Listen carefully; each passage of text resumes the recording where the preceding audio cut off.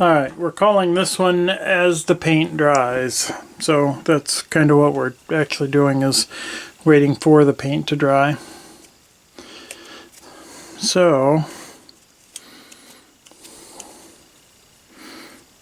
I'm going to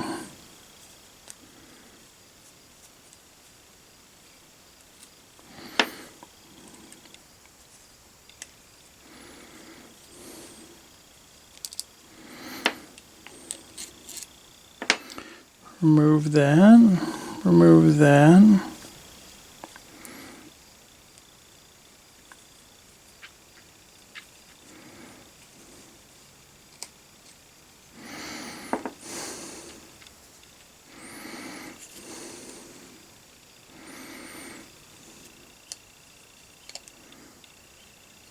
Okay, those appear riveted.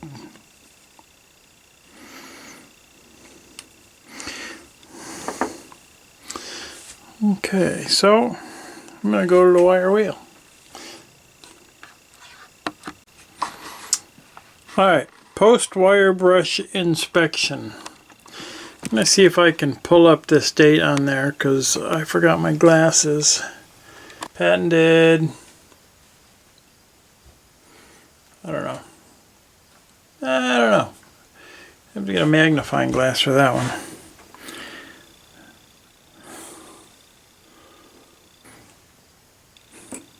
So anyway, what we found out, zoom back out a little bit.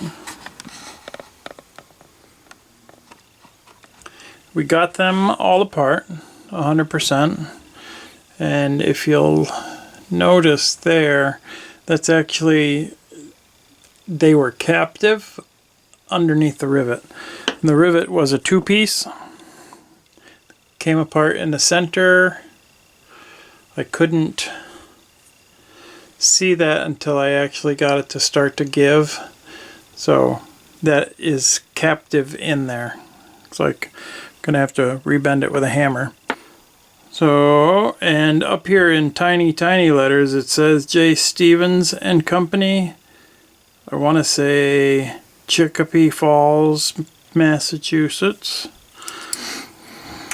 So I'll go inside and get something to breed that with, and we are gonna have to do something because obviously one of them is somewhat shorter than the other. And I don't think that was the original design. So everything else cleaned up really nice. The buttons got a little bend in that we'll have to take care of. Looks complete. So we'll go check and see if the paint's dry on that other project and do a little research on these. Alright. It's not the same day as the last recording, but I did find out some information on these. That patent date is February 14th, 1888. I'm going to set this down. This is probably going to mess up a focus. And that says J. Stevens A&T Company. That stands for Joshua Stevens Arms and Tool Company. And underneath that it does say Chicopee, Massachusetts. So that's where it was likely made. I did look up patents for that date by J. Stevens, and there is a patent and it looks absolutely nothing like this. However, this one side looks the same as the one I found the patent on. So I just think I found an incomplete listing. But they used some parts of one patent to create another. So I don't think that's all that unusual. The GEO.A.Briggs,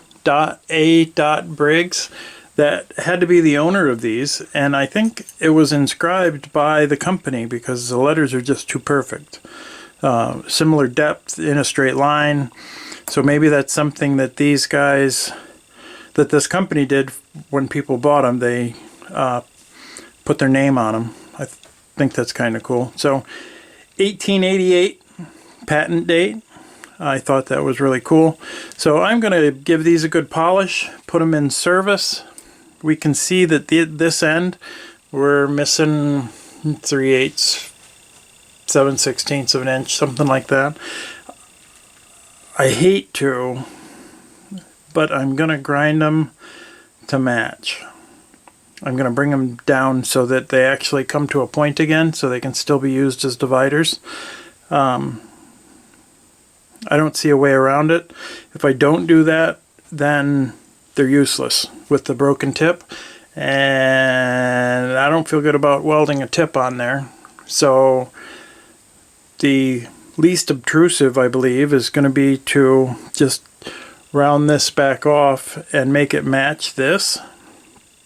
And once I have that profile matching this profile, then I'll cut this down and make it match the other, if that makes sense. So this has to go to the buffer.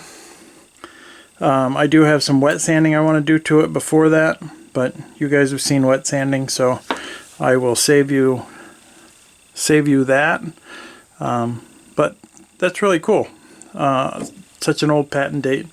So I'll get busy. I'll bring you back when something exciting happens.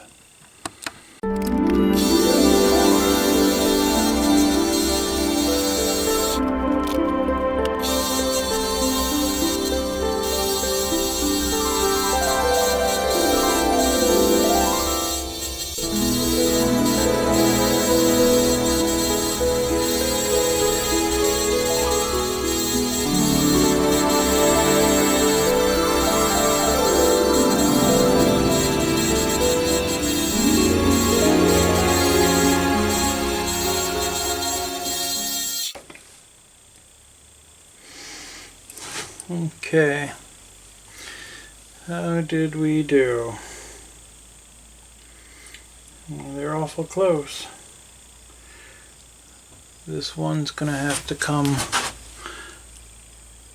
down just a little bit. The one with the discoloration on the tip, gotta come down just a little bit.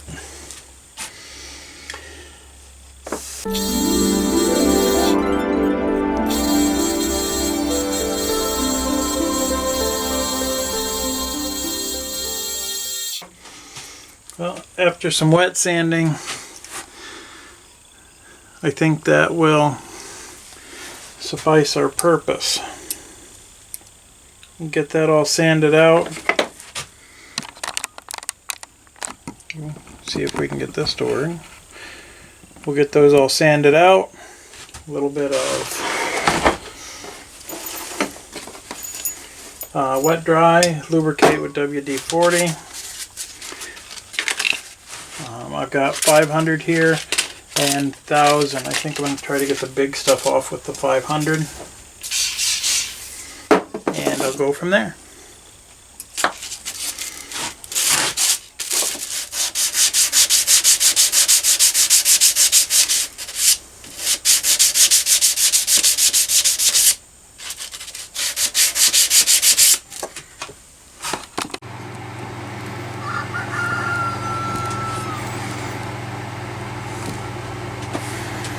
Alright, so we're ready to go back together. I already got started. I put the pin back in. Just lined everything up and hit it back in. I might hit that a little bit more with the buffer. I couldn't see it when I took it apart. I couldn't see that it was a rivet. So it was pretty well, it was very well disguised. It was ground off very fine. So we're going to put it back together. Pretty straightforward.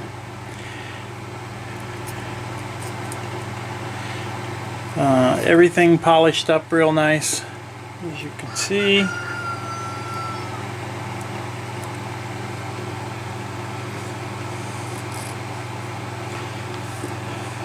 So even the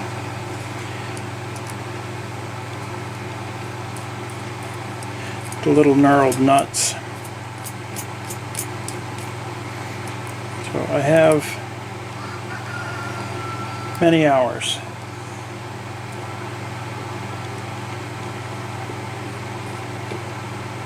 And just sanding these, getting this all right. So that's all the way open. There we go. This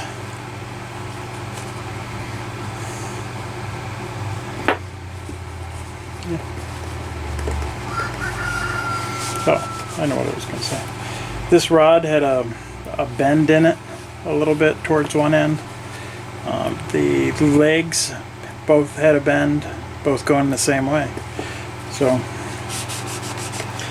I was able to keep the patent date, manufacturer name, and then whoever GEOA Briggs is, George, Jeffrey.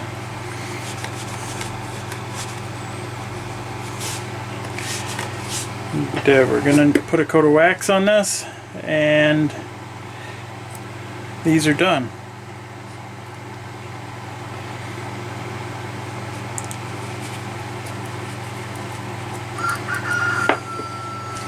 So that's one more. We can find a place for those somewhere, can't we? Came out pretty sharp. I like them. Almost a mirror finish. There are some places I did not take the rivets out because I didn't want to have to put them back in. So there you are. There's another one. Have a great day. Keep it safe in the shop. T-Rex out.